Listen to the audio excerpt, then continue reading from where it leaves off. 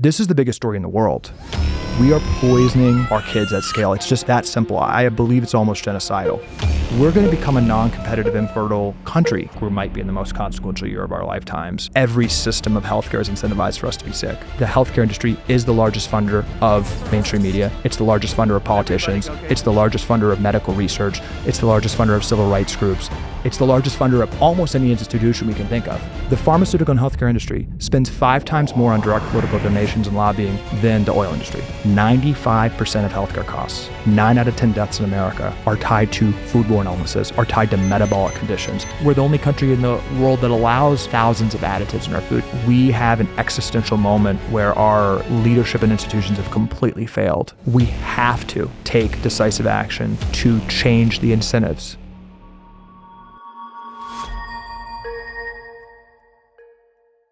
Calley, thanks for joining me. Oh, I'm pumped to be here. Yeah, absolutely.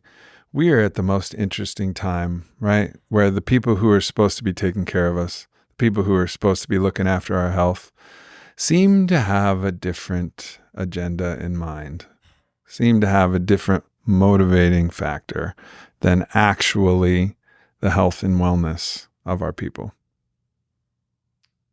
There's just a simple economic fact. Let's not get conspiratorial. Let's not get emotional. We're being poisoned as a population at scale.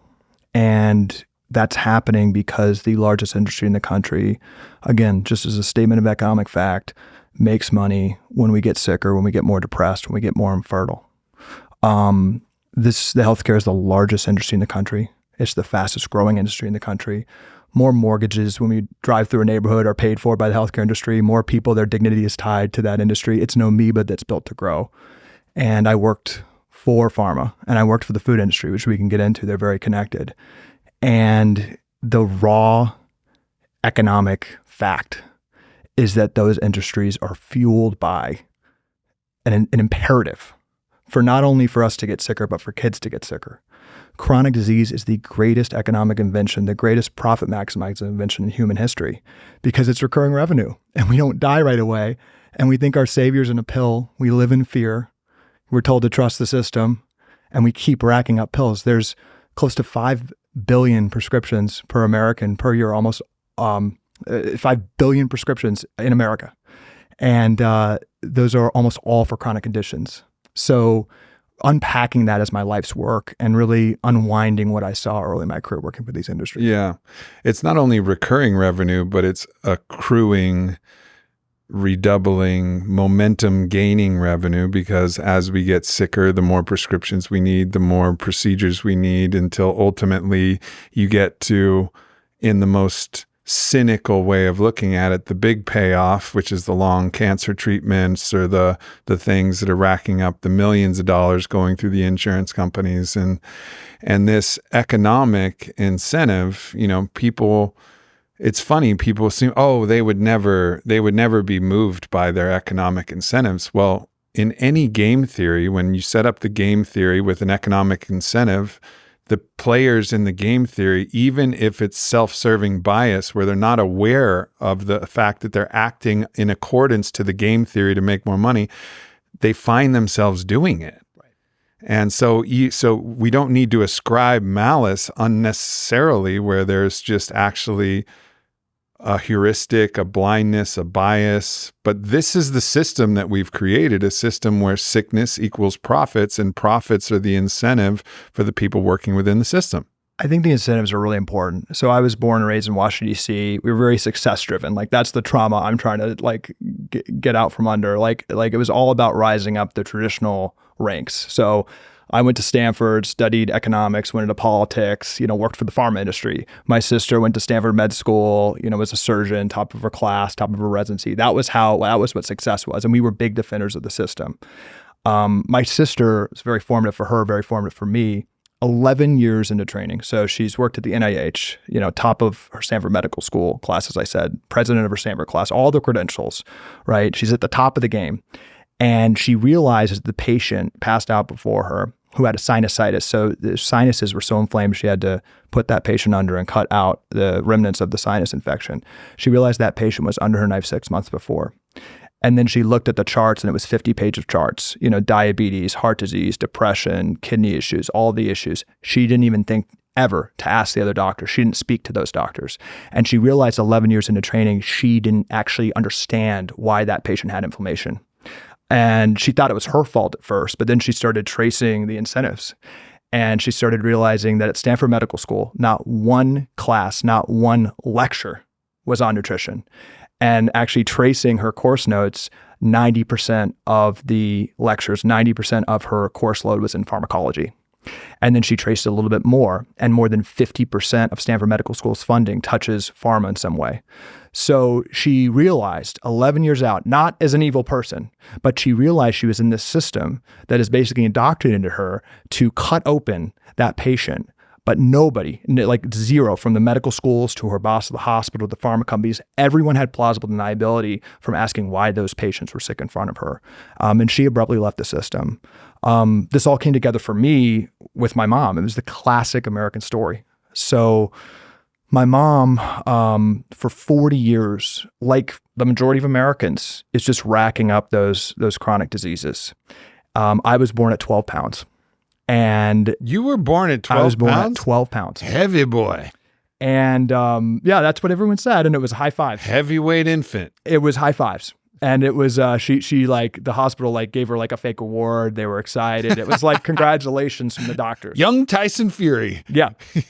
And only later, decades later, did my sister and I realize that it's called fetal melanoma. It's actually a condition, and it's actually a blaring warning sign that the mom has metabolic dysfunction. Mm-hmm. It's a huge warning sign if you're much over 9 pounds. So no warning on that. Had trouble losing weight, that's normal. Had high cholesterol, statin. Had high blood sugar, metformin. Had high blood pressure, ACE inhibitor. So all these appointments throughout the next 40 years after I was born, it was just one chronic condition after the next, no problem, here's a pill. And actually, at 71 years old in early 2021, she was complimented by her doctor on being healthy. On 5 medications, she was actually lower on the medication spectrum than an average 70-year-old. Wow. And then she's hiking. She feels a pain in her stomach. She goes and gets a scan at Stanford Hospital, and she gets a text a day later saying stage 4 pancreatic cancer. She's going to die in a couple weeks. And that is the story of the American patient, right? She processed hundreds of thousands, if not, well over $1 million in fees and doctor's appointments and pharmaceutical treatments and interventions over that, normal trajectory of chronic condition. And instead of just one time, right, if a doctor actually explained to her what the high cholesterol actually means, what's happening for the cells inside of her bodies, what obesity actually means, what high blood pressure actually means, not once, even, a well-educated family, a daughter who's a doctor, not once did anyone sit her down and actually explain that these are all the same things. They're all underlying metabolic dysfunction. And then, as you said, we've got all these chronic diseases exploding. And, when Dr. Fauci took over basically responsibility for chronic conditions, he had a lot of purview over that starting in 1980. Our rate was under 10%. Now it's 65% of the American people have a chronic condition. 94% of us are metabolically dysfunctional. So chronic disease rates, particularly among kids, of course, are exploding. But it's also, as you said, then the big part is those are leading to the deadly things. And life expectancy in America is declining for the most sustained period since 1860. We are actually dramatically decreasing right now in life expectancy because these things are leading to the heart disease. They're leading to the cancers. They're leading to the Alzheimer's, which is exploding. So the little things are adding up to the big things, and that's then racking up a lot of money. It seems like with the industrial revolution of modernity, we got into this factory mindset, and where you have a machine, you tinker with it in the factory. And I think there's several parts of this. One is the efficiency from the factory system, like the assembly line. You go to the doctor now, and it's very much like an assembly line. You get 3 to 5 minutes. They read through the chart as fast as they can. They prescribe whatever fix they need. Tighten this wrench with this pill, fix this screw, do whatever this. Sometimes they have to use other tools and actually get their welders and their solders and whatever else, if you want to use that analogy, like you're a car. And then they just move you through as fast as possible, because the more churn that they get, the more actually that the hospital will make money, the more the doctors will make money. So there's this factory efficiency model. But then there's also another flawed element of this is to think of the human organism as a robotic machine.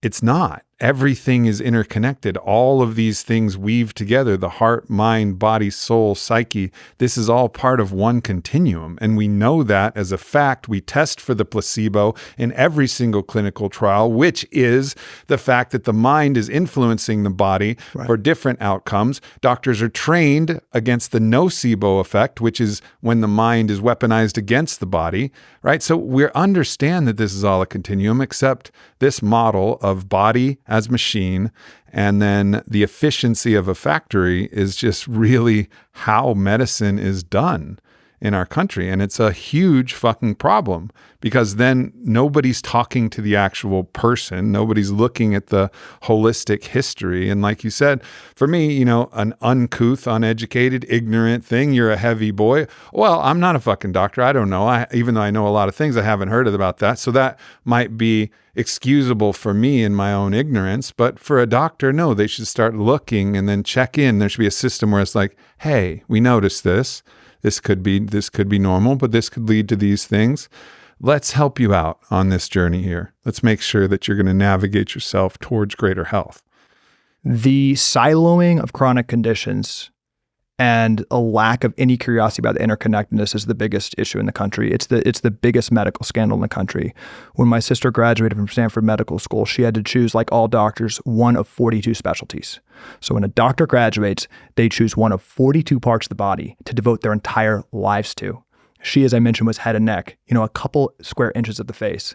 And then if you do really well, you're like the dean of Stanford Med School during her time there, who did a fellowship in an even more narrow part of the face. So he was focused on about 2 millimeters. He had a disease named after him in the face, a Miner's disease, Lloyd Miner. That's how you rise up. You silo more. But what's happening? 95% of healthcare costs, 9 out of 10 deaths in America are tied to foodborne illnesses, are tied to metabolic conditions. They're all essentially the same thing, from diabetes to heart disease, even depression, which we can get into. This was all actually systematically put into effect in 1909 by John D. Rockefeller. So John D. Rockefeller, as a byproduct of his oil exploration and seeing some of the chemicals that were byproducts of oil, he actually started the modern pharmaceutical industry. And we actually, had a lot of problems with medicine back then, but we were pretty good on chronic conditions. We were kind of holistic thinking. And he said, no, we need to silo. We need to train doctors to silo a condition because then it's treatable, then we can drug it, or then we can do surgery. And he was the largest funder of medical schools who profited from doing surgeries. So he funded, his lawyer actually wrote the Flexner Report. And you won't even believe this, but this in 1909, it is the guiding document, the congressional law of medicine to this day. And it said every disease has to be silenced. We need to practice evidence-based medicine. We need a placebo-controlled trial for any intervention, which actually just necessitates a pharmaceutical solution because you can't have a placebo on exercise, right? You can't have a placebo on food. You actually, the entire construct of what the best-in-class research is, which I've just accepted that doctors, everyone, even that are awake like us, I've accepted that until we need a placebo-controlled double-blind study. You can only do those on drugs. Yeah. I mean, people try to do it on exercise and food, but it's almost impossible. It's a complicated process. You can't really do it on psychedelics. So it'll be like, all right, you do the SAD diet, standard American diet, and you do a ketogenic diet, and then it's not blind. And it's not blind. So it's actually not, it doesn't count. And you've got the people on Instagram, the evidence-based community slamming it. So you've actually, in this report, actually delegitimized any form of holistic health, any form of nutrition, any form of lifestyle. And you actually enshrined into law this system where we have to silo conditions. For most up until World War II, the modern medical innovations were actually pretty good, right? We figured out antibiotics, we figured out emergency surgical procedures. We actually didn't have a chronic disease medication until the birth control pill in the late 1950s. So at about 1960, we spent almost 0% of the healthcare budget on chronic conditions. But very systematically, what the medical system did is took the trust engendered by, life-saving procedures on childbirth, appendicitis, sanitation procedures, antibiotics, all these things that actually like had science at the all-time trust. They said, okay, great, now trust us on chronic. And right after the birth control pill was Valium. And by the 1970s, 30% of women in the United States were on Valium. Time Magazine, Valium Nation, a very addictive drug. And then just one after another, we started medicalizing chronic conditions. So as Peter Attia's pointed out, and I think this is really something that's important for me to stress. People listen to this, oh, well, the medical system's been a miracle. Life expectancy is extended, by double. That is not because of chronic conditions. If you actually control for chronic conditions, life expectancy has been flat in the past 100 years. It's almost all driven by sanitation procedures and things that would have killed you right away. Childhood mortality, giving birth for a woman in 1900 was like a 2% death rate. It was one of the most dangerous acts that humans could do. So we did have miracles. And I'll stress this as strongly as I can say. If you have an acute issue, if something is about to kill your child, if they have an infection, if they have, an emergency, 100% our medical system is amazing. The problem is that's less than 10% of our costs. That's not what's plaguing American life right now. What's plaguing us is chronic conditions. And we've had a complete kind of inability as a country to differentiate between those two. And, one of the major issues here, and I heard you talk about this with Tucker Carlson, is that not only is this system in place, but getting the information out there, because information is now more readily available than ever.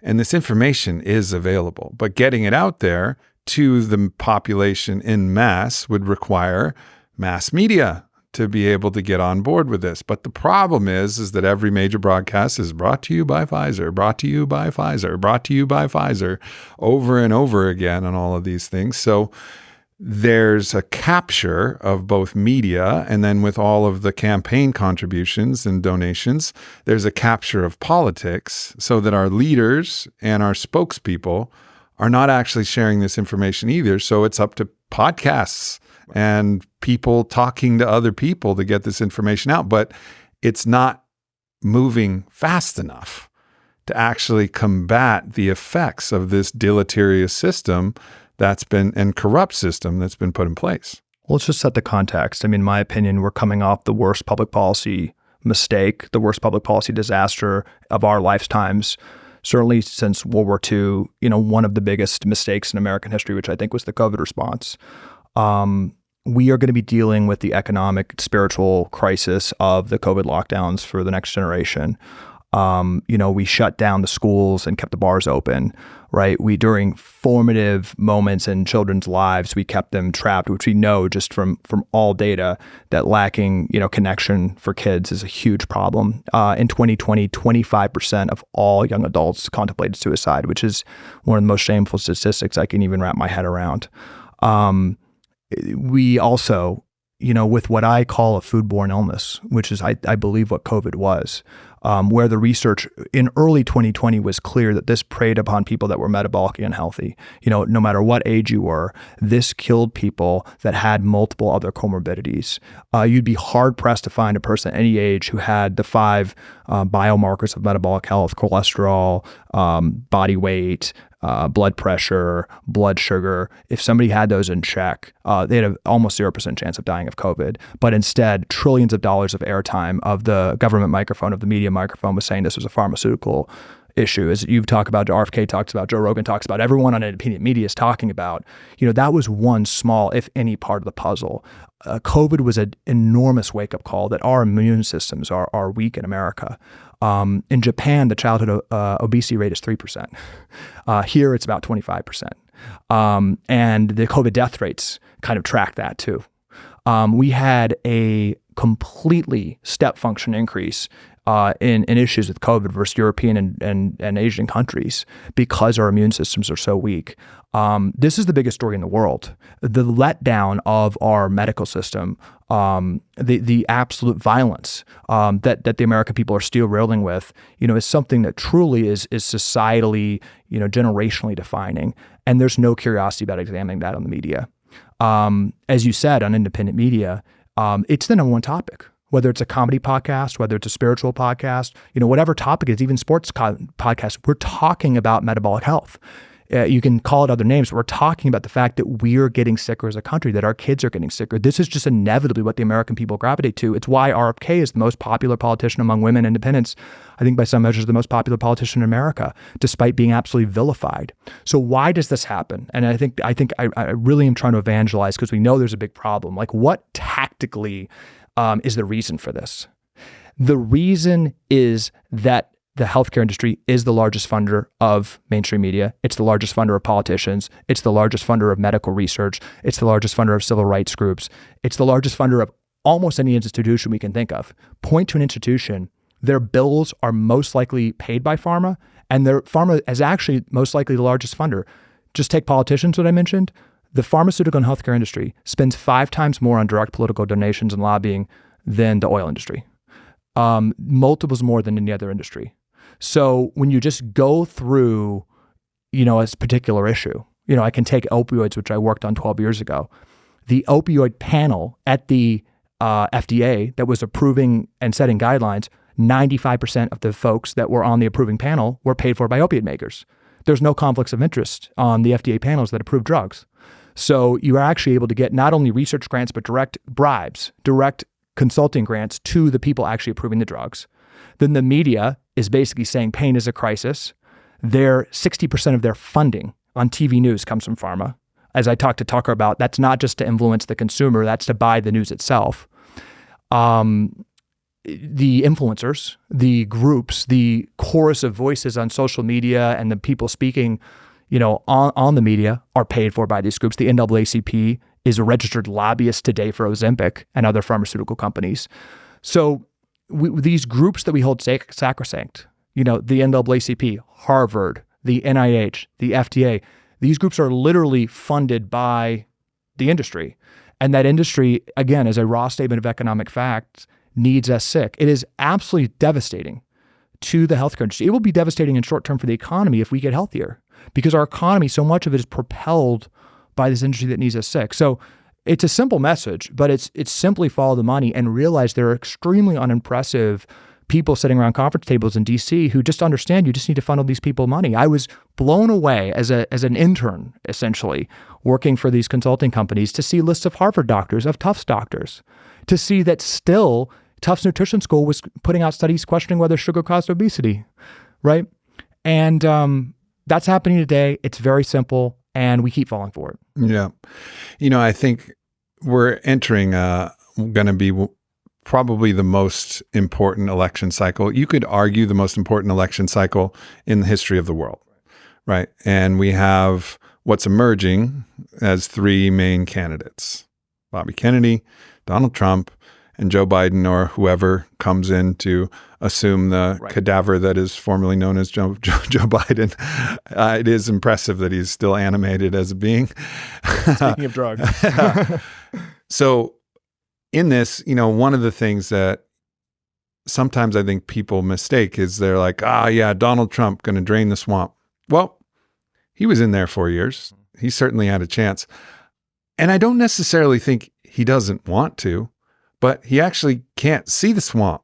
He's like swamp blind. I mean, he was the one who pushed all of these, fast vaccine programs and all like Operation Warp Speed, all of this stuff. It's like, I'm trying to drain a swamp, but I don't actually know where it is in some ways is actually what I think. And now that's giving that's probably giving the best interpretation of Donald Trump is like people are like, oh, he's going to drain the swamp. He can't even see it. And if he could see it, if he could see it, maybe he actually would try to drain it. I don't know. I don't know the man, but I do know Bobby. And I know that not only can he see the swamp, but he knows how to drain it. Well, a lot to unpack there. So on the issue of this being the most important election in our lifetime, I've been radicalized to this, and I think a lot of people are waking up. But I think by design, by those incentives of the media, we're debating trivia when there is one issue that matters in this country. And that is that let's just look at kids. I just cannot, and I know we gloss over these statistics, but 50% of young adults are overweight or obese. Like childhood obesity epidemic, like that is a crime of our soul. Like that is not personal choice among those kids. We're poisoning kids at scale. That is not supposed to happen. 25% of teens having fatty liver disease. 30 years ago, a doctor that treated that disease would only see it with elderly alcoholics. Now it's 25% of teens. 33% of young adults have prediabetes, right? This used to be called, early onset diabetes when somebody like under 50 got it. Like now it's like kids are they're building centers, diabetes centers for children. They're building cardiology centers for children. We are poisoning our kids at scale. It's that simple. I believe it's almost genocidal. And it's so widespread and so normalized through a lot of these efforts the food and the pharma companies fund that we don't even realize is happening. No other issue matters other than like our brains and our bodies, which perceive reality. It's the first order issue. Of course, all of this physical harm that's happening to us at scale impacts our brain. We talking about connections in medical school, and doctors often see the brain as a totally disconnected entity. It produces 20% of our energy. 95% of the serotonin, which regulates our emotions, is produced in the gut. Our emotions and our mental health is totally interconnected, and that's why 40% of high school seniors qualify as having a mental health disorder. Just looking at kids, and then of course tracing it to adults, where 80% are overweight or obese, 66% have prediabetes. We're going to become a non-competitive, infertile country. This is uniquely happening in America. Our population is just not at their best, and is their brains and our bodies, which perceive reality. Also, I think it's a spiritual crisis, because the fact that we're letting this happen, right? The fact that we're totally disconnected from our soil, which produces our food, and what we're putting in our body, and in our core metabolic habits, sleep, stress management, movement. Every animal on Earth can regulate these things, right? We're the only animals with systematic metabolic dysfunction, which literally means our cells are just rebelling against us. You don't have obese giraffes in the wild or wolves. It's only happening to us and animals we've domesticated. So I think we're at a tipping point. And it's only getting worse. The healthcare industry is growing, the largest and fastest growing industry in the country. For each dollar we spend, unlike any other industry, businesses we've run, innovation is lower cost, better outcomes. In healthcare, it's the more we spend, the worse things get, and it's growing. So that's all we should be talking about. That's frankly what Americans are thinking about. As I said, that's what's being talked about around kitchen tables and on independent media. Then we get into the candidates. I think you're exactly right. The confusion, not being able to see the swamp, is by design. A big thing I did working for pharma companies and food companies was funding research. On the food side, if you go to PubMed, there's been 50,000 nutrition peer-reviewed studies in the past 2 years. Every single one of those, I'd argue, is worthless. It's actually net negative. The entire purpose of funding those studies is to cause confusion. The entire purpose is that if President Trump is in a meeting and they go, okay, the USDA guidelines are recommending that 2-year-olds have 10% of their diet as added sugar, which they do. It's to say, oh, the NIH says this is okay. There's some research. We don't want to go against the science here. There's a bunch of studies. That's what it's for. I've talked to 50 members of Congress one-on-one in the past year. They're not horrible people. As you said, the systemic design is so brilliant that it has good people do evil things. They want kids to be healthier, but they tell me, they're like, I'm a military guy or I'm a financial services guy, and I come in and I'm trying to make sense of this, and I just have a stack of studies from the lobbyists. So all this ancillary funding, all these funding of influencers, all this funding of research, that's all to influence decision makers. There was a big joke and a lot of laughs. I went on Fox and talked about it, and Joe Rogan tweeted something we wrote about the Tufts Food Compass that said Lucky Charms are healthier than beef. And it caused a big hubbub, and it was kind of like this funny meme. It's not funny because that study, on the study, NIH, Tufts Nutrition School, top brands you could have, it says purpose of study to influence childhood marketing guidelines for childhood nutrition. That was the entire point of the study. We were laughing about it. I was on Fox News having a giggle about it. That study was being brought to school boards. And now you go to a school, you're seeing Lucky Charms. You're not seeing farm fresh eggs or beef. That's the point of these studies. And that's why it's extremely important to have somebody who can see through that bullshit, to have somebody that has their own moral compass. We have to understand that we are smarter than doctors when it comes to chronic conditions.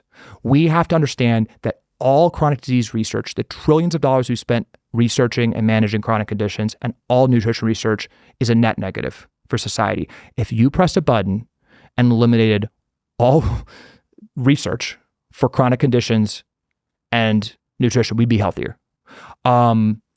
This is public relations documents meant to obfuscate. And from the president to members of Congress to me and you often probably, I'm not a doctor. That's bullshit when it comes to chronic conditions. The record of chronic conditions could not be worse. There's never been a chronic disease treatment that I can find in American history that's led to lower rates of the chronic condition that it's trying to treat.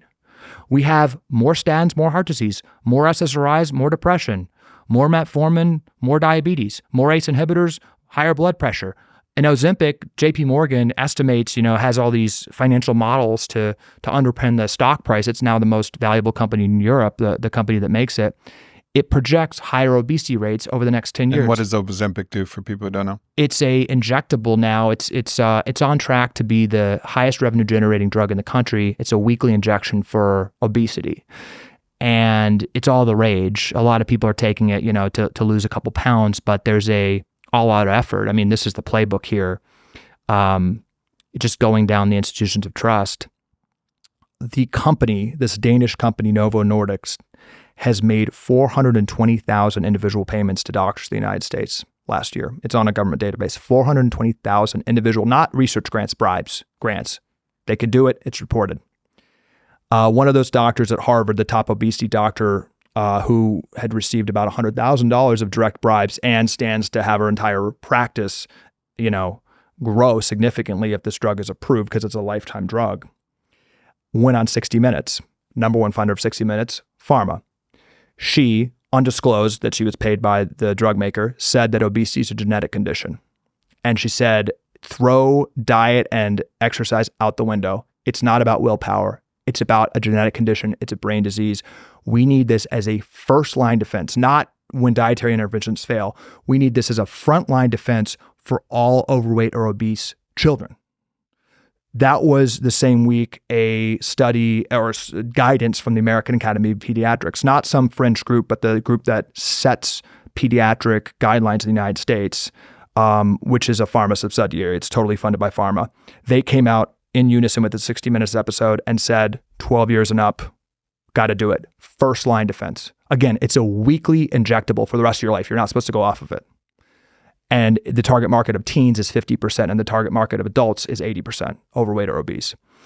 So you have this full court press, the Harvard doctor, amplified by the media, with fast tracking from the FDA, right? We've been 20 years for psychedelic approval. This was a 68-week study leading the FDA to say 12 years and up, okay. 68-week, it's a lifetime drug.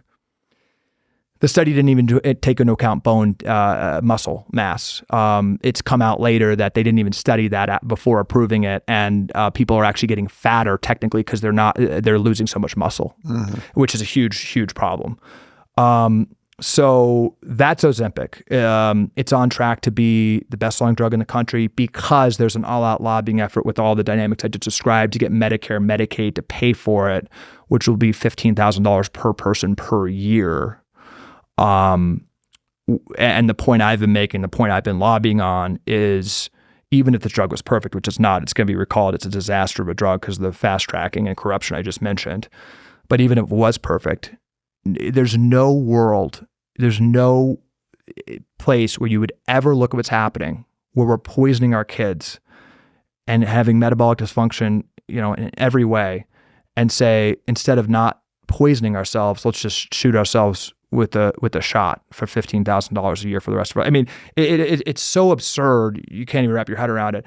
My point is, what could we do with that $15,000? Yeah, absolutely. We could literally, for half of that, for a fourth of that, literally transform our entire agriculture system to regenerative. And the problem right there, it would demonstrably save us trillions of dollars a year in healthcare costs. This isn't a joke, right? We spend more on diabetes management right now than the Defense Department as a government. Like diabetes is like that used to be close to zero. It is close to zero in some countries. Like we can have a zero. It is a foodborne illness, type 2 diabetes. You know, we've gone from a 0% about 100 years ago to 65, close to 70% ultra-processed food consumption in the past 100 years. If you just, on that simple metric, you said we're going to shift to a regenerative agriculture system, we're going to use that $15,000 actually to, you know, not have lower income kids be forced to eat poison on SNAP. You know, we're going to do like they do in every European country and incentivize those lower income folks to go to farmers, you know, to incentivize a better food system for them. Save trillions of dollars of downstream health impacts. I mean, what you're describing is the classic example of a cancer. Mm-hmm. And so our healthcare system is designed to treat cancer, but actually it is the cancer. Mm-hmm. And a cancer, what is a cancer? Cancer is when a group of cells are blind and have lost communication with the whole of the organism, and they drive the organism to ruin for their own benefit. All right. Right? So, and this is what we're experiencing. The healthcare system is growing. Those cells, call them, those cells are growing. They're growing in wealth and gravitas and size. And it's, oh yeah, sure, that tumor is growing. But the whole organism of our body politic, of the human race itself, is dying from this tumor. And we're going to have to treat this. We're going to have to treat the healthcare system like we have to treat a cancer and get it back in communication with the body. And this is a whole other, even philosophical understanding. Yeah. I've read Travis Christofferson's book, Tripping Over the Truth, The Metabolic Theory of Cancer, that goes all the way back to Otto von Warburg. And it's brilliant analysis, which is saying that even cancer has metabolic origins. As Feeds far off as sugar. It feeds on sugar. And so when these cancer cells and these tumors grow, they lose communication and they start going back to a primitive form of energy sustenance, which is the fermenting of glucose rather than the normal ATP cycles. So he's recommending hyperbaric oxygen, restricted ketogenic diets, sometimes in conjunction with chemotherapy or radiation. But sometimes that's all actually you need is get the cells metabolically healthy, get them back in communication with the rest of the organism, and actually the organism will start to thrive itself. But until it's like the body is being controlled by the cancer instead of the body controlling the cancer is controlling the body. And this is the fucking problem that we're dealing with. We got to get back in charge of the body of our whole humanity. 100%. Two thoughts on that. My fear for my entire life, my greatest anxiety, what kept me up at night was thinking about my best friend, my mom, dying of cancer. And I learned two things in the 13 days between her getting that abrupt diagnosis and her dying. It was 13 days from her being perfectly healthy to dead. One was that life is random. We can all die. And, there's not this endless goal to like prevent everything and longevity and, living to 150. I'm not really with that. Like, I don't think that's the goal of medicine. What I learned during her 13 days is that we have a perverted view of death that's propagated by the medical system. The medical system preys on our fear of death. Mm-hmm. And it was eye-opening, sitting at Stanford Oncology in, the day after her diagnosis. And they told us, we have to fight. We have to do aggressive interventions. We have to do biopsies. We have to do X, Y, and Z. And it was COVID protocol, so we weren't going to see her. She was going to have these interventions. She was going to be, in a sterile room without her family. So I had a couple thoughts there. I'm like, well, where was the fighting before? Was this preventable? We go to war, once the cars crashed. But where was the fighting during those 40 years? Then my sister, we had the wherewithal, and I think this was like 0.1% of cases where we had a surgeon who learned in that same, center, in that same hospital. She started asking about ratios, and we learned that these interventions would have a 33% chance of extending her life 2 weeks, even though she'd be alone, 33% chance neutral, 33% chance actually negative. So we had to go against medical advice and took her home. And she received hundreds of letters overlooking the beach from people about how she impacted their lives. And in her final, moment of consciousness, she asked to be carried. She was so weak. She carried a mile down the road to the beach. And she embraced my dad in her final moment of consciousness and gave him a hug and said, "Thank you for this amazing life." And just like, it was beautiful. Mm.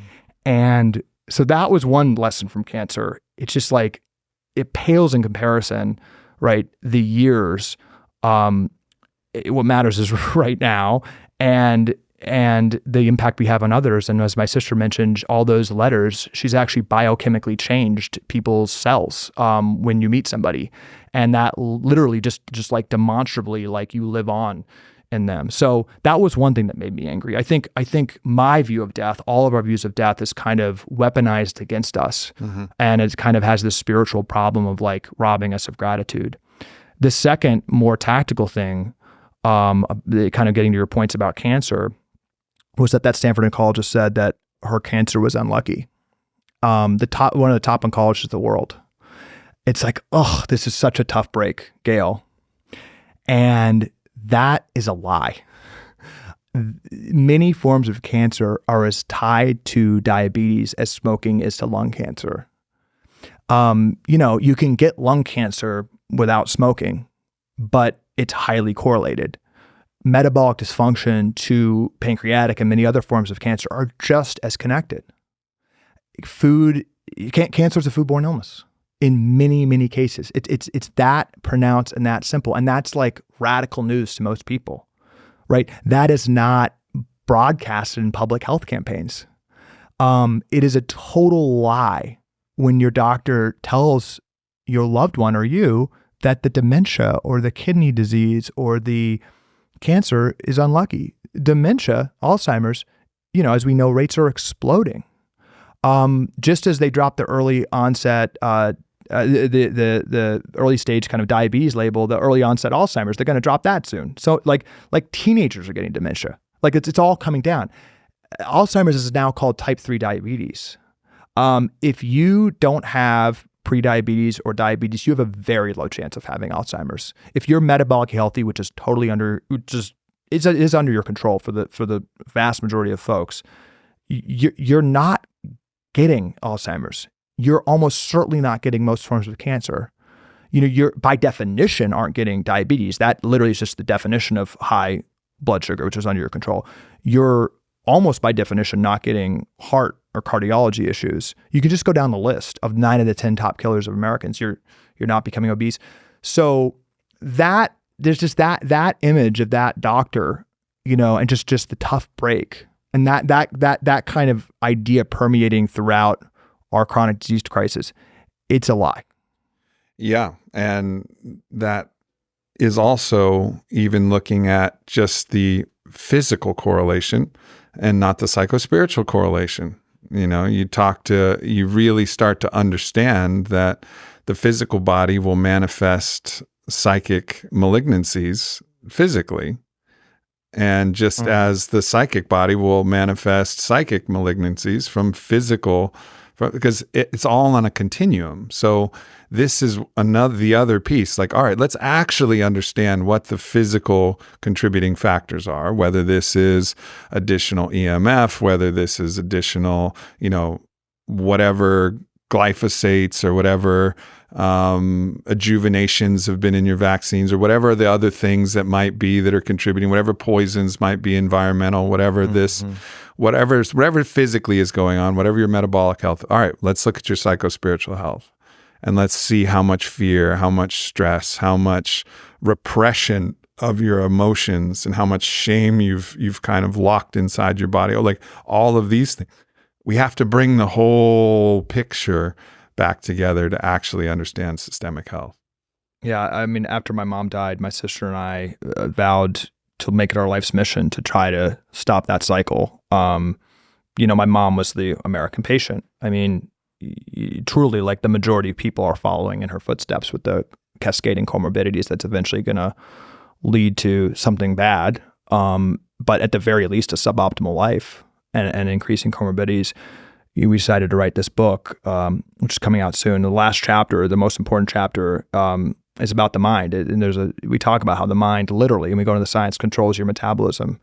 The constant barrage of chronic stress that, particularly our kids are facing to an unprecedented degree, with everyone having obviously a weapon of mass destruction for chronic stress in their pocket, and just the trillions of dollars of incentives that, that are just basically profit and are entirely focused on hijacking our attention, hijacking our dopamine, hijacking our fear. That has serious impacts. And in the mental health world, I think there's many scandals in medicine, but as RFK has talked about, and something I'm extremely passionate about, is the mental health industry particularly is a absolute full-blown scandal. 25% of women in the United States right now are on some kind of psychoactive drug, legal, SSRIs on down, an antidepressant.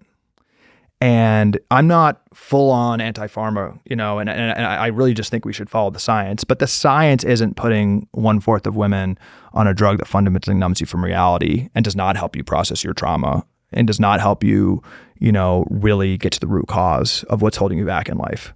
That's not right. And actually the underlying science on the chemical imbalance of depression has been totally debunked. Yeah, I mean, so if you go into this a little bit more, there's something called the active placebo hypothesis. And I've gone down this, and I'm sure you have as well, whereas basically everything double-blind, placebo-controlled. Well, when you take an SSRI, you have a noticeable and tangible effect. You're aware that you're on a drug, right? So you're in a clinically controlled trial, double-blind. Right. One thing that you take, you're aware that you're on it. The other thing that you take, it's a placebo. Right. Nothing is happening. And so when you're taking this SSRI, you're aware that something's happening, and then your belief kicks in. Oh, I'm in the group that's getting the drug. I'm in the group that's getting this new novel magic bullet treatment for depression. So gosh darn it, I feel better. I'm taking this thing, and gosh darn it, I feel better. And then the people who are like, I don't feel anything. I must be in the placebo group, so I don't feel better. So what they actually showed is they tested and I don't know the exact details, but they tested, you might be able to fill me in on the rest of this. Yeah. Oh, the FDA does not require efficacy. It's a safety test. And the drug companies do not have to show the actual studies. They just have to give a top line report out to get FDA approval.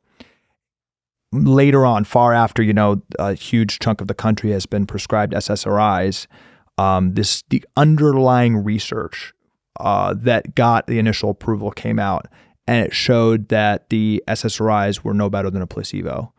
Again and again and again in these studies, SSRIs don't match or are equal to the placebo group in many, many cases. Yeah, I mean, I was looking into it. We were showing, like, there's studies that showed gardening had a better effect than SSRIs. And then just follow this active placebo thread.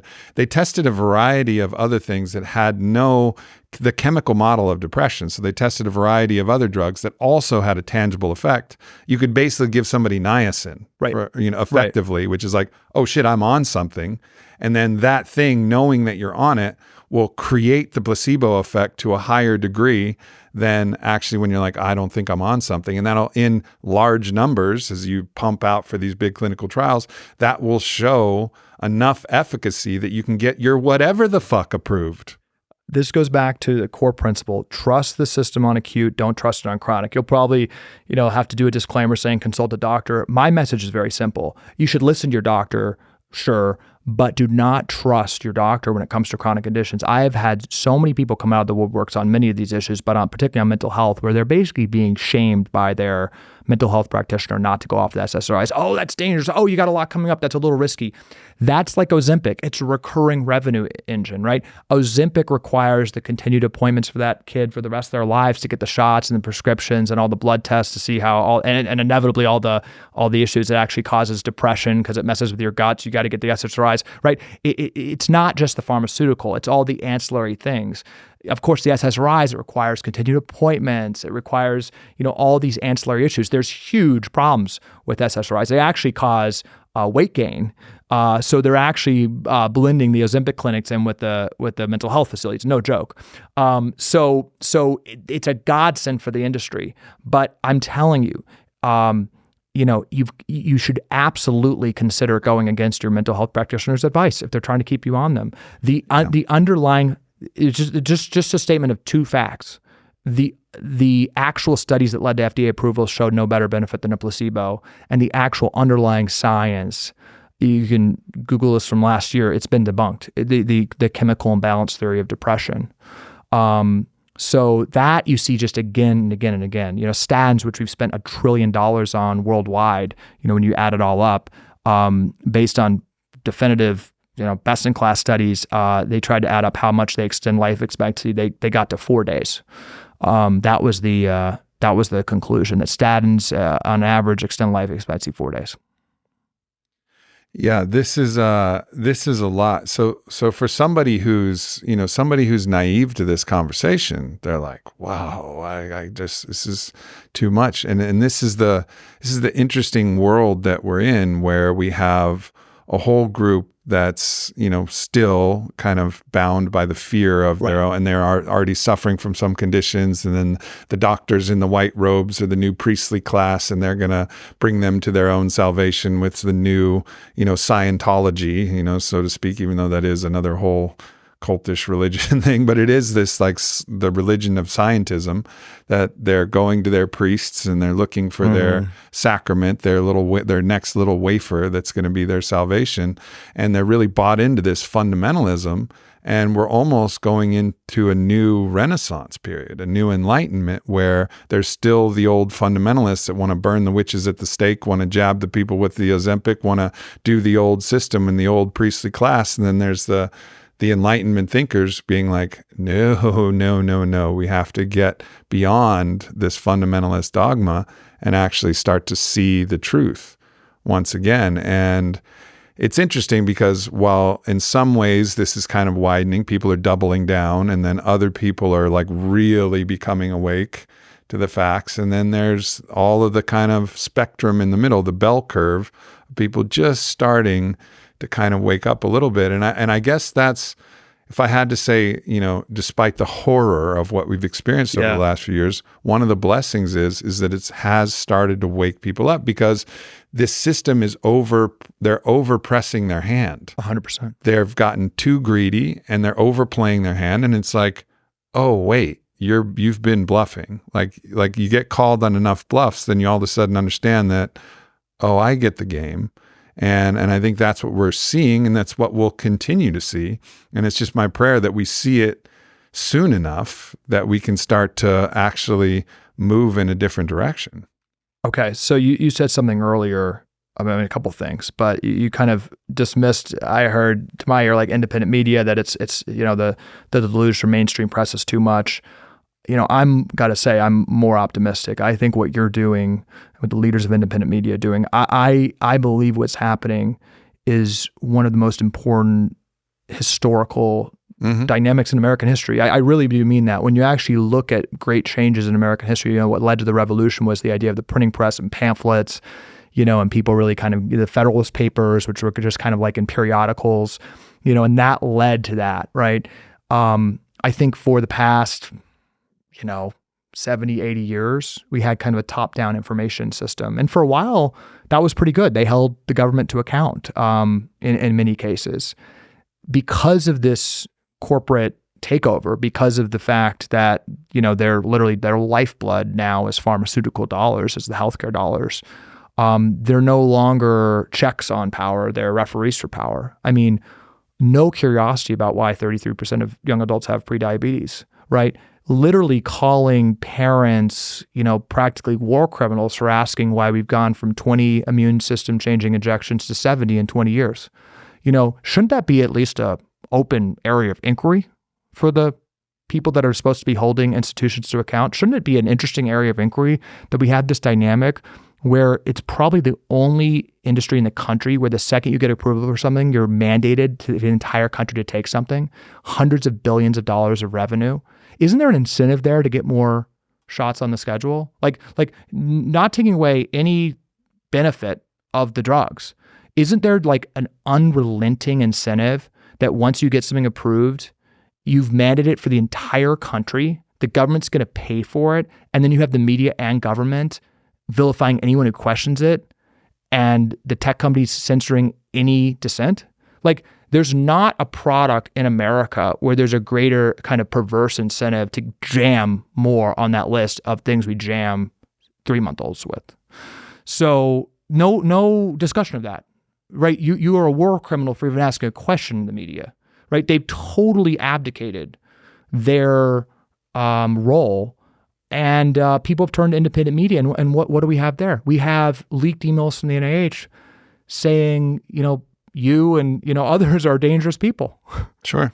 And I want to get to kind of that spiritual crisis and kind of what this means and what the stakes are with this election.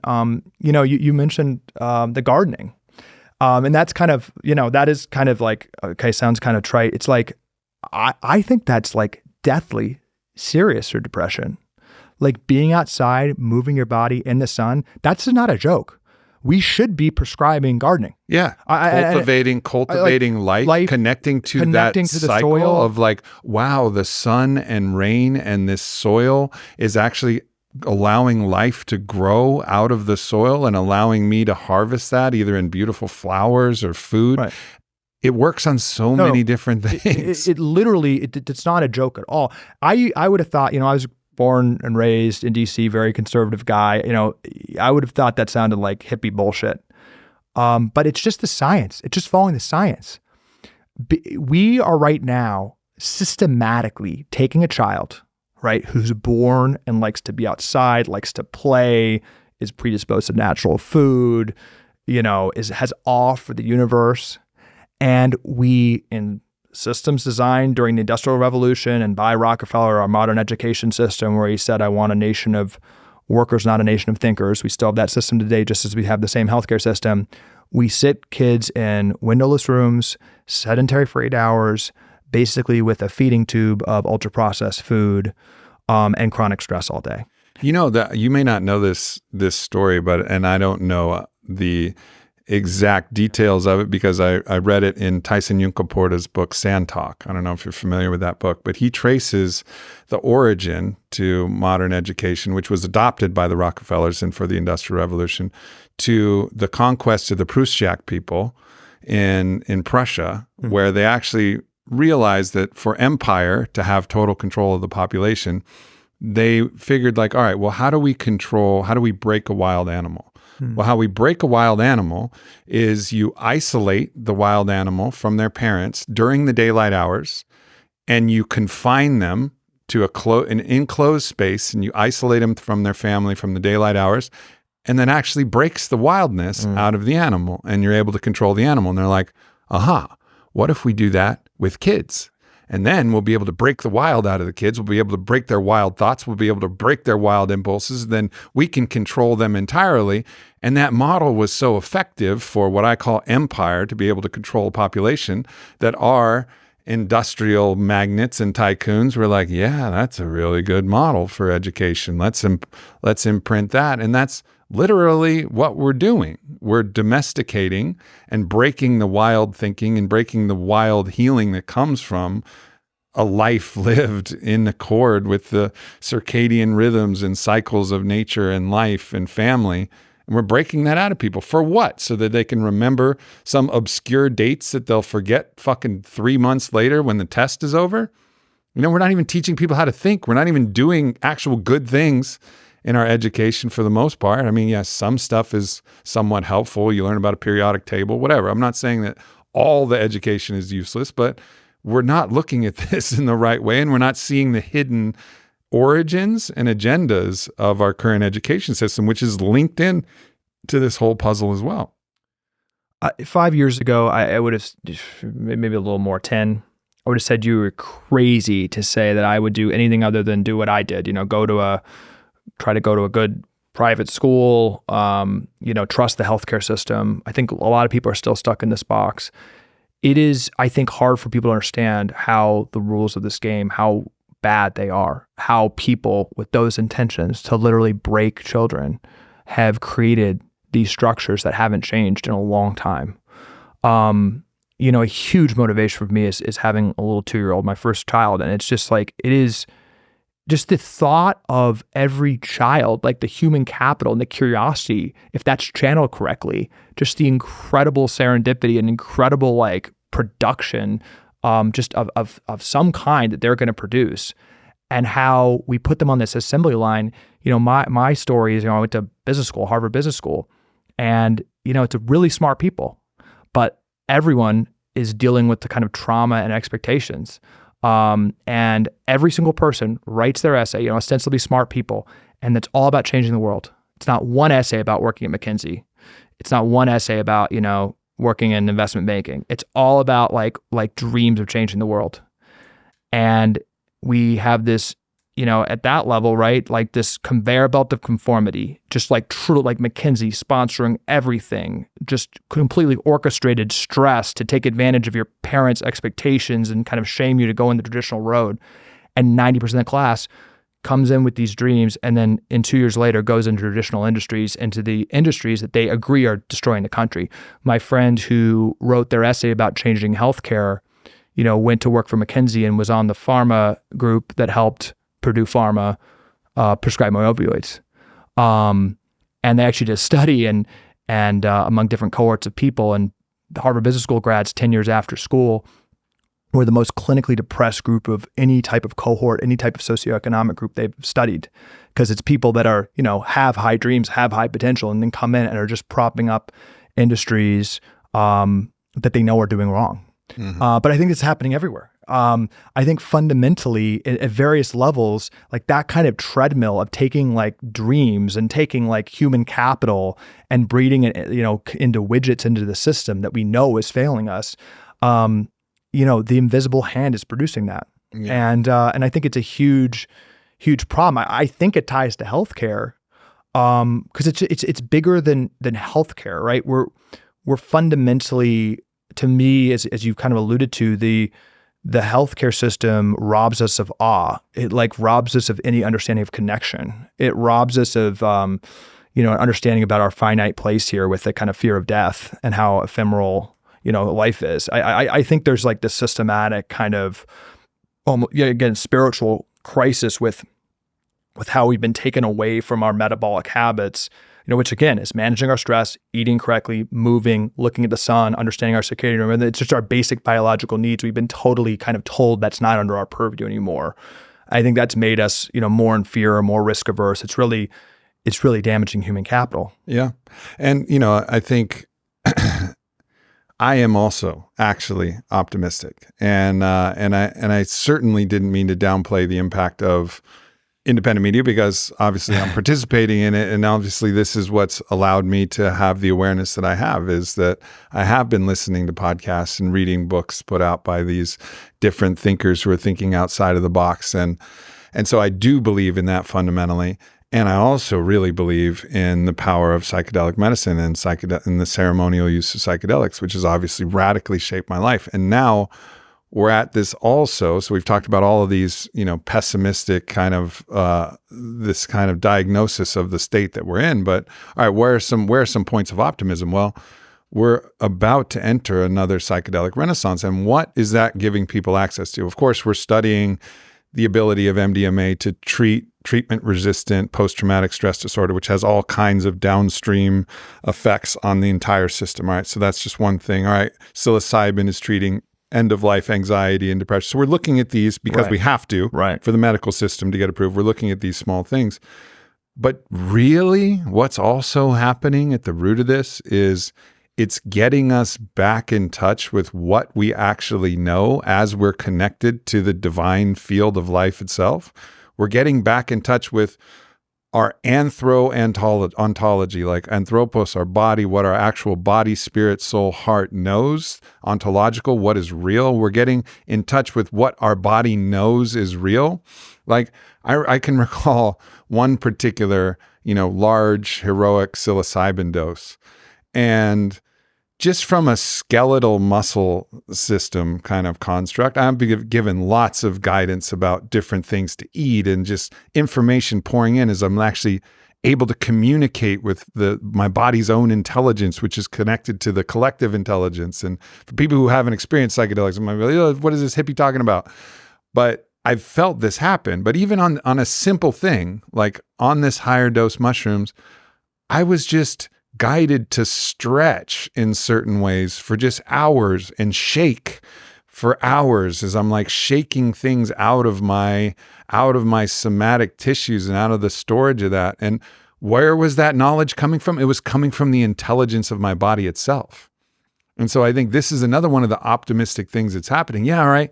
You may go for your MDMA, psychotherapy for your trauma, for your PTSD, but it might actually connect you to your heart and the wisdom of your heart. You may go to treat your anxiety or depression with psilocybin or smoking cessation with psilocybin or whatever other things it gets approved for, but you might actually get back in touch with our innate intelligence, which will know that actually when you have that bowl of Lucky Charms and you have that, ranch grown, grass fed ribeye on one side, you'll know what your body is actually craving to eat, that 100%. You'll actually know. And so that's what's on our side. Everything else is this web of illusion and delusion fueled by fear.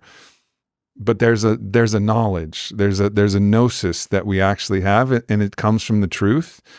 And not only are people speaking about it, but we're going to be able to find it for ourselves. So you're going to be able to listen to somebody on a podcast like this or listen to Joe Rogan. Then you're going to be able to experience something where you go, oh yeah, that's true. I feel it's true.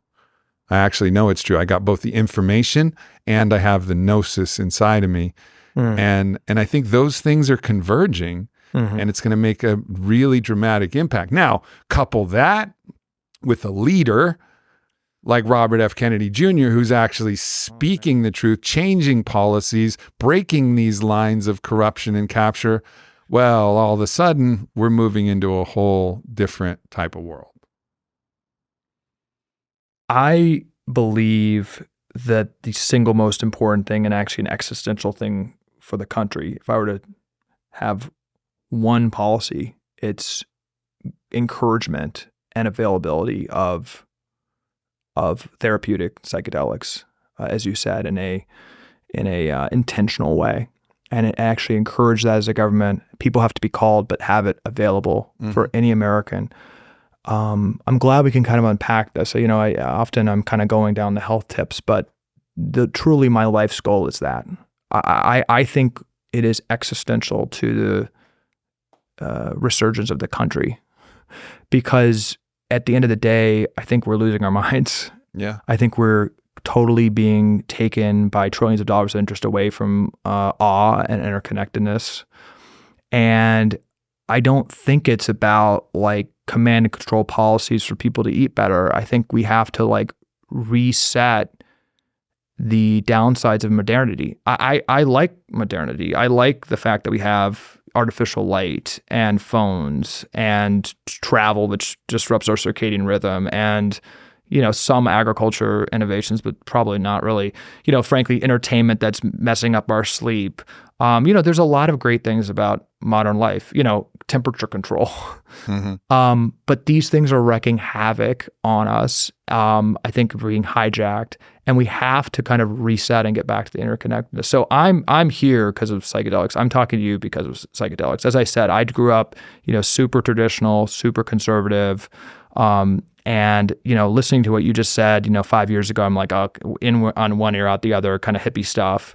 After my mom died, a person I really respected said, why don't you try this very intentional ceremony? And I just kind of jumped right. I had no context at all. And those 4 hours were the most important moment of my life, more important than my mom dying, than my son being born, getting married, because it tied everything together. And it helped reset. 4 hours sounds like psilocybin. Yeah. 4 to 6. 4 plus a lot of unpacking. It could be ayahuasca. No, 4 to 6. Yeah, it was psilocybin. I'll just share that it's been a passion of mine to evangelize that on the right side of the aisle where I used to work, and I'm kind of all over the place now. But I've talked to Tucker about it on his show a year ago. I've been working with a lot of members of Congress. We have to believe in people. Yes. The banning of psychedelics in the face of incredible research by Nixon, with leaked audio recording of him telling the Vietnam generals that people are thinking for themselves too much, banning it, I think 1971, and then tying any research partnership in the United States to the other country banning that. So immediately having 200 countries just wiping it off the face of the earth was out of fear. It was literally the stated purpose from Nixon was people were thinking for themselves too much. And my personal experience, as I said, the Harvard Business School, kind of traditional, it did just completely just kick my ass of like, with the lesson of my mom, just how short our time is here. Yeah. And that was my journey. And it's why I'm on this fight, but I don't know many people who've done it intentionally, who haven't shared a similar view that it's not a panacea end all be all for me, but it is a blunt force instrument to show you the truth and kind of inescapably show you the truth. And then you can decide what to do with that. I think most people, if they're called, should see that, quite frankly. Yeah. And look, and this is, it may be too much truth too fast, It's gotta be called. So like it is a path of fire, but it's a path so I'll never recommend psychedelics outright unless, like you said, someone's called. But there are some things that I will recommend carte blanche every single fucking person. And that's breathwork. That's breathwork, right? This is when you're actually going, like Wim Hof breathing, but even deeper than Wim Hof breathing, into that shamanic holotropic breathwork, like Dr. Stanislav Grof, propagated from the old, Tumo pranayama techniques and all of these things. They've been around for a long time, but there's been this really this resurgence in breathwork practitioners and breathwork practice. And, Wim's been a great contributor to that, but there's so many different practitioners. And there is literally, in my mind, zero downside and only extreme upside to practicing breathwork. Like there's no risk. It's only health benefits. You're going to alkalize your body. You're going to go through positive physiological changes, massive catharsis, which is also one of the deep fundamental structures of medicine. If you go back to ancient Greece, right, catharsis was one of the main strategies of health. It was diagnosis, catharsis, and then finally they would get to medicine at the very end after they moved to the psychospiritual body. But this is one of those tools. It's like, all right, get in there. Same thing with like sensory deprivation tanks or a dark room retreat. If it's okay if you don't want to take any of these plant medicines or any of these psychedelics, but you have to find a bridge to get back in touch with the intelligence of your body and to understand how to heal. And this is a starting place where it's like, yeah, 100% every single person. Here's where I'm convinced. Like, it sounds like a political slogan. It kind of is, but I think it's true. It's just like believing in the American people. There's such cynicism about the American people. Like, I think the system, we just have trillions of dollars that slant us into one mechanism. We've been gaslighted and battered over the head that the prescription pad or a scalpel or a medical intervention is all that works. My dream and what I'm really trying to operationalize and thinking about policies and incentives, helping RFK, is that there's $4.7 trillion. We follow incentives, unfortunately. So those $4.7 trillion of healthcare are slanting people into this pharmaceutical. We don't necessarily need to dictate people to do breath work, but those could incentives, if we're going to have them, if we're going to have that $4.7 trillion, it could foster and nudge people into more of a path of curiosity. It could use, all I'm asking for is to follow the science. Like what if we just, it's just, again, if an alien came down kind of blind to what our policy solutions were and looked at the science and then looked at what's happening with constant trauma, people, detached from the interconnectedness of everything, our soil dying because we have so little understanding of, metabolic health and what we're eating, 70% ultra processed food, our cells just rebelling against us, right? And they'd look at the science and just look at like, they would say, okay, we need to drive public policy to breathwork. Like we need to drive public policy to farming. We need to drive public policy. And that to me is where the rubber hits the road on RFK's policy. It's unwinding where the money's going and where the incentives are and actually just following the science. I've been, through kind of this traumatic experience with my mom, my sister, dropping out of the medical system, kind of was kicked in the ass out of this kind of conservative trajectory into like more of the stuff I considered hippie, but it's absolutely changed my life. And I know most of your listeners are on a much better path, longer path than me on this. It's the most important part of my life. Like not any specific tactic. And this is why I kind of take issue with some of the optimization bros who are like, you need to cold plunge for 12 minutes and go in the sauna for 57 minutes. I think it's more actually, and we talk in the book about a path of exploration. Yep. And really just getting more in tune with your body. And that's just what I would say. That's where I'm trying to play is like you can enshrine this into policy. Like you can literally prescribe, I'm not even joking, you can prescribe farming or gardening to somebody with depression. My nonprofit and company, for people with depression, we have a quick digital health survey that can assess you and literally write a doctor's note. A third-party provider can, if they choose to, write a note for exercise, for healthy eating, for various vitamin deficiencies, and you can buy your gym membership if you qualify with HSA FSA dollars. That's a 40% savings instead of waiting to go to pharma. There's ways to do this and pour gasoline on those policies. We transform the country. We would transform the country, and that's just simply following the science. I don't even have an anti-pharma diatribe. I just say follow the science. An SSRI or a path of exploration with breath work, maybe doing some cold plunging, exercising. You mentioned gardening. I think literally gardening in a controlled study would be more effective than SSRIs. But there's study there is a controlled study on gardening. Yeah, we can link it in the show notes. And there's study after study saying 2 cohorts of people, SSRIs and therapy. And I'm not against therapy, but just for the sake of the study, SSRIs and therapy versus people that eat unprocessed food and work out. The people that eat whole food and work out crush like on remission of depression. The people who are doing therapy and SSRI. So, it all sounds kind of, I used to think it sounded hippie, but like this stuff is just scientifically validated. It's obviously the right journey we should be prompting the American people on. But we're not, I think, because of fear. We're not because I think it's hard to control a population, whether they're doing psychedelics or just any type of modality that's giving them more awe for the world, that's helping them process their trauma, that's helping them get outside the matrix. Any modality that helps with that is repressed. It's why we're fast-tracking Ozempic in 68 weeks. We pop out SSRIs to now teenagers in high school like candy. It's like a running joke. I get high school counselors reaching out to me. The stat, I think it's like doubled the rates of prescriptions among teens in like the past. We'll have to check this, but it's like a very short period of time. It's like less than 10 years. We've had a doubling. And there's a black box warning on the SSRIs for suicidal ideation. You have to explain to me how the antidepressants cause an acute increase in suicide and suicidal ideation for teens, but there's a warning, and it's like doubled very quickly the rate of prescription for teens. Whereas psychedelics, where, and I'm sure many folks know this, but just to be clear, I was just chatting with Rick Doblin the other day about this, but it just, to a person, he's going through the different schools, Harvard, UCSF, the most elite, institutions in the country. I mean, in this case, they're doing some good research.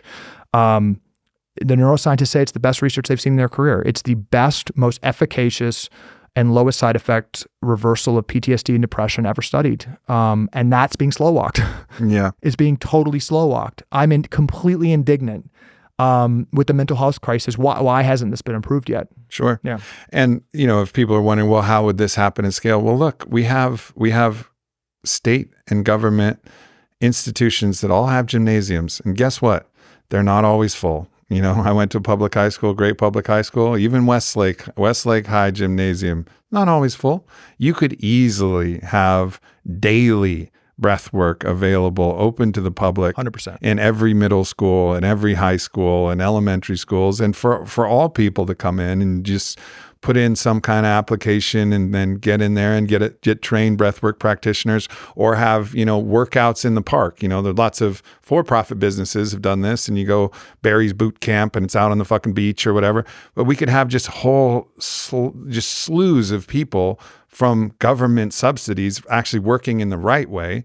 And clearly we had no issue generating trillions of dollars out of thin air to lock people down during the pandemic. So this would take a fraction of that, and then we would recoup that money in multiples, exponential multiples, as time went on. If we actually rolled this out, it wouldn't actually be that enormous of a lift.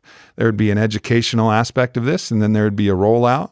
But we have the spaces available. We have the resources available. We just need to encourage and apply those resources. I think one of the most nefarious lies is, these things are hard to do. Well, lifestyle interventions are hard. They take a long time. Oh, it's hard to get people to change their diet. When my sister started medical school, from the first day, they said the American patient's lazy. They actually breed systematically a cynicism about the American people into the doctors. They say that the skyrocketing rates of heart disease and diabetes are predetermined, that we're never going to solve that. What they fail to realize is this has all just happened in like the past 40 years. Right. Right. We haven't systematically gotten a death wish as a society, as a species in the past 40 years. Our genetics haven't changed. Like, our environment has been poisoned, period. Our metabolic inputs, stress, food, movement, sunlight, down the list, sleep, have been poisoned. And then working for these companies, you actually pay influencers and pay doctors and pay people to say how hard it is. There's literally research saying dietary interventions fail. Well, it's like, could we have weaponized addictive food that we allow? We're the only country in the world that allows thousands of additives in our food. It's because the food is covered in glyphosate, which is being banned in every other country. Our food is literally poison. Of course they fail. So I think that point about being hard, what's hard right now is that we are going to go bankrupt from this crisis. And again, my eyes kind of gloss over that often looking at the stats, but largest industry in the country, 20% of GDP, growing faster than any other industry. It's going to be 40% in 15 years. So it's like, it's going to bankrupt our country. And I can tell you, having a mom dying of cancer, having chronic rates of diabetes, having chronic rates of heart disease, what's happening right now is pretty hard. Walking into a classroom is hard. We, with the mobilization of COVID, can in 6 months change this stuff. I think that's why it's really important. RFK, in our conversation last week, and I think the most important statement a political candidate's made in my lifetime is he said he's going to take the COVID state of emergency, this state of emergency, the power president has for public health to take decisive action. He's going to take that and throw that COVID emergency out, but declare an emergency for childhood health. Mm-hmm. Now that sounds kind of aggressive, but the president absolutely, in the founders' interpretation and what the founders wanted, has responsibility to take decisive action for public health. Yeah. And we have an existential moment where our leadership and institutions have completely failed. If there is one issue in our lifetime where decisive action is needed, where somebody who knows about the swamp and how to navigate it, who knows and has an ingrained plan of what to do, we have to take decisive action to change the incentives. Changing the incentives of health, having research not go like today with NIH grants to 80% of professors who have a conflict of interest, who are paid by the drug companies for the core disease they're actually getting a research grant on, right? Not a agriculture system that has $100 billion go to subsidize ultra-processed food. Not a mental health program that goes, we're literally, Harvard was having a conference recently and they could not find a mental health professional, a doctor who wasn't paid for by a SSRI maker. They literally couldn't find one to speak. You can take very decisive action. Mm-hmm. And I think that state of emergency, quite frankly, day one on childhood health is warranted and very important. Yeah, and it's also one of the things that I find frustrating about people who say like, why do you even care about politics? It doesn't even matter. They're so disenchanted Right. with what leadership has done in the past. And I understand that there's reason for disenchantment, but it doesn't mean that the actual process of putting systems in place can't actually be accretive and helpful to the populace. Like, come on, y'all. Of course, a good president can actually change the course of a nation. Of course they can. And it's like this, it's one of the ways that I think empire has seeded this doubt and cynicism. Like, I'm not even going to vote at all. Okay, great. You know who loves that the most? The ones who are really profiteering Right. off of all of the dis-ease that is ubiquitous. I completely agree. I mean, you're like the guests you have on who are predominantly talking about personal empowerment and bottoms up solutions and kind of how to improve ourselves and not ranting about kind of high level politics, like, has changed my life. Right. And I think it's got to be an individual empowerment journey. And that's generally what I like to listen to and has changed my life is kind of, and we try to talk about them in the book, personal empowerment tips. Given my background, growing up in the swamp, being a swamp creature for a while, I'm trying to add that to the debate that I want to be really clear. The bottoms up empowerment and people waking up and being, I think, radicalized by COVID is leading to the environment we're in right now, which I think we might be in the most consequential year of our lifetimes with this election and basically all powers of the elites telling people to shut the hell up, but people rebelling back. I know, you obviously, I think have some cynicism about Trump potentially, but, I think it is actually, for better or worse, and, a lot to say about all candidates. But the fact that Trump and RFK are getting over 70% of the vote in a three-way race, and the fundamental rationale, whatever you think about those individuals, the fundamental rationale of both those candidacies is essentially, I think, very similar, which is that our institutions are totally failing us. And RFK says this, better than anyone, obviously. But when you talk about institutions, healthcare is number one. I mean, there is a true, despite every effort of all institutions, despite trying to vilify and savage RFK and not let him have any platform, this is breaking through. I think that's because of, this bottoms up awakening, but we are not going to be successful with this albatross of trillions of dollars of incentives against us. We have to change that. And, that's what I'm devoting my life to. We have to use all the systems that are being used against us. We've got to use the free market. We've got to use the legal system. We can talk about that. Executive orders, bold executive orders. For better or worse, we're in a situation where Congress is completely paralyzed.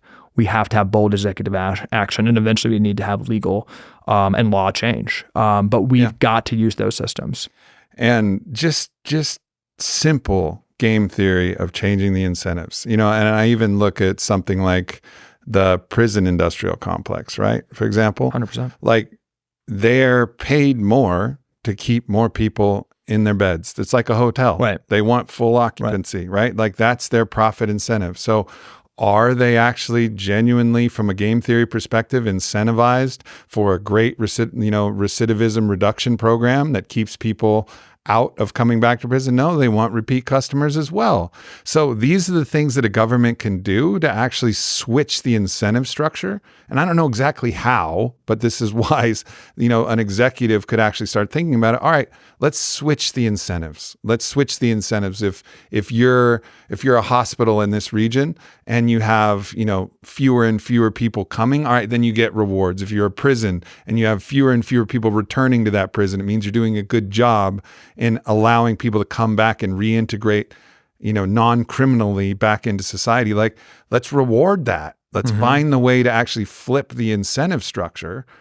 And that's, in my mind, like money well spent. And the free market can handle some of that, but for something like the prison system, it can't really handle that exactly, right? So we may need some actual governmental, ways in which we can actually encourage correctly, incentives to change the game theory. You need, so when I go to policy conferences in DC, it's nauseating, right? We have a chronic disease crisis out there where we're literally being brought to our knees by metabolic dysfunction and the diabetes, heart disease, cancer rates we talked about, obesity, overweight 80%. And you go today, I was at one last week in DC, And it's like literally people giving speeches about page 300 of the Medicare Part D law and how we need to change like 2 lines of it, right? It's minutia. And, the fundamental thing we need presidential leadership for is actually killing the sacred cows. Like the fundamental structure of, it's not editing page 300 of Medicare Part D. It's that every system of healthcare is incentivized for us to be sick. Yep. We have to attack those incentives. And it's actually with courage, not that hard. And this, again, I'm trying to really study what RFK is saying. And we've got lawyers drafting executive orders, and really actually lawyers who are have expertise with the FDA and creating policies, working with some of his team members to really like have things ready to sign on day one. But, example, and there's, can go down the list. There's many of these, but with the stroke of a pen, tomorrow, you can cut pharma ads on TV news. Mm-hmm. Now, what will happen? What would a normal kind of environment look like? You would have unrelenting protests and every media entity in the country saying that this is an assault on free speech. That's it's cutting their revenue. Ironic. Right? He'd be vilified. Sure. Right? You'd have you need somebody with the balls to say, fuck you. It will cost jobs, right? That will immediately cost tens of thousands of jobs in the media business. It will destroy a large part of an industry. You have to have someone with the balls and moral courage to put the pen across that paper. That's going to cause real issues. Another one, the U.S. We have to get out of this idea that the U.S. is leading the world on anything with healthcare. I'll just say this. I'd ask anyone listening, tell me a chronic disease treatment that has really led to rates of the chronic disease going down, as we talked about. No, the only thing that the U.S. is probably leading in is maybe like Achilles repair surgery. 100%. My brother Aaron Rodgers, he got a pretty good. That's 7%. That's 7, and it's acute. That's 7% of cost. I got an Achilles last year. It was great. 100%. Although you can actually repair an Achilles without surgery, but I got it. Totally agree. That's in the framework.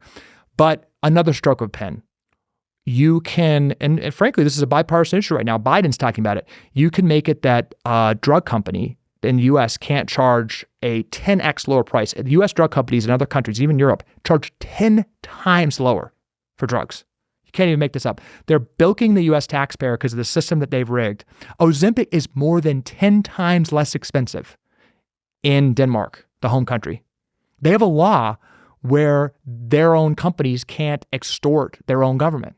So Ozempic is like under $100 in Denmark. And this is just usury. You could pass a law that U.S. company that we can't do that you have to have flat rates, and we're not going to subsidize this like sick care system. You would have immediate hand wringing, right? You'd have pharma saying that you're crushing the engine of innovation. It's like, what innovation? If this is innovation, what's happening with chronic diseases, we can stop the innovation.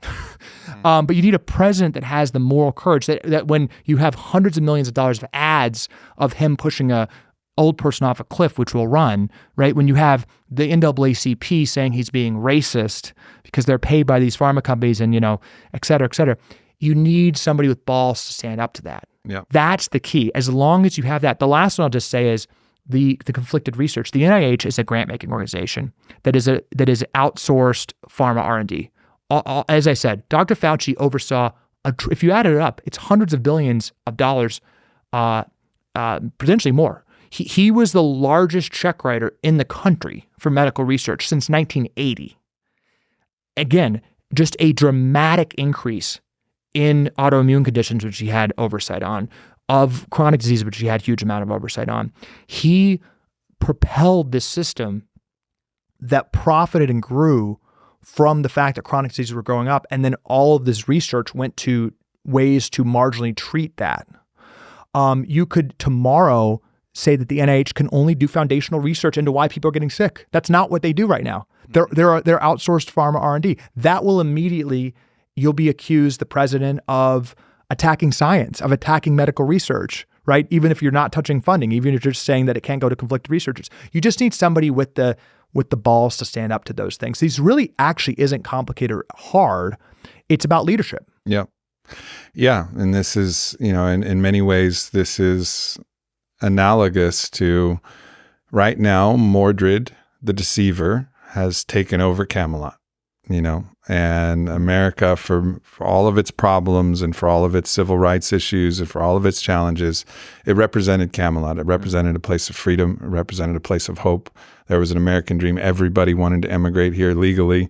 They wanted to be a part of this energy that we had cultivated. We were cultivating, and again, not glossing over the problems. Of course, we had problems. Everybody had problems. We had problems too. But now, clearly, Mordred, the dark wizard, the deceiver, has taken over and is ruling from the shadows. And all of these, sock puppets and all of these talking heads are really being guided by Mordred behind the scenes. And now what we really need is the return of the king, the return of the king to come back and set the land back in order. And, we need that now more than ever. And, look, I think some people are, they get real. I think there's a Trump derangement syndrome, they call it, where they see Trump and they just go like tilt like a pinball machine where all the lights go off. And I'm not like that at all. I just think that there's a far more fucking capable human being. There's someone who really stands with his heart forward, his eyes clear, and the absolute courage to do what is necessary. And the vision, that eagle eye vision, I think it's also an unbelievable, synchronous metaphor that he's a falconer and he can see with that eagle's eye vision, the eye of the falcon, to actually see what the fuck is going on and actually affect the change that we need affected. And he's the right guy. He's the right guy. And so, from now until that moment when the last ballot is cast, like, I'm just pouring out that message. I've never been political. I've never even voted because I've never had belief in the system. I was probably libertarian by kind of, I had to choose. But now it's like, no, this matters more than ever. And it's the return of the king time. And that's the part of the story we're in, and we're all a part of this. We're all a part of this fight, and I just deeply applaud you for your efforts in being one of the knights of the round that is helping to give hope for Camelots to return.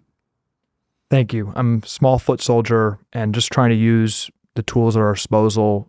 Is something I'm interested in, is fighting these battles, and there's a bottoms up uprising happening. Yep. And there's cavalry coming from the top down, working with billionaires who are funding lawsuits against the food companies. We're drafting executive orders. Lawmakers are waking up. I am optimistic. This is a great country. I think it still is the beacon on the hill. I really do. I mean, we have so much going for us. Right. I really do think, like, truly, like, talking to so many people on this journey and hearing about their health issues, like, I think, like, people want to be healthy, and our country is still great, but we've got to get this right. We've got to get this right. Let's not get distracted with the bullshit issues they're trying to distract us on. We've got to stop being poisoned. Yeah. And we've got to stop having the largest industries in our country wanting us sick. We've got to attack that incentive. If we don't change that incentive, nothing else matters. Amen. Okay, hey, let's fucking go. Sir Calley Means. Yeah, thanks for coming on, brother. And thanks for all the work that you've done. And just also thanks to everybody else who's given you a platform as well, to Tucker and all the people. I mean, that's one of the first places I found out about you. And just kudos to all the independent media that also has the courage to stand up and host people like yourself who can spread these messages. It's the bipartisan issue of our time. This is not divisive. Yeah. Right on. Thank you, everybody. We love you. We'll see you next week. Thanks for tuning into this video. Make sure you hit subscribe. Follow me at Aubrey Marcus. Check out the Aubrey Marcus podcast, available everywhere. And leave a comment. Let me know if this video resonated or what else you would like to hear from me in the future. Thank you so much.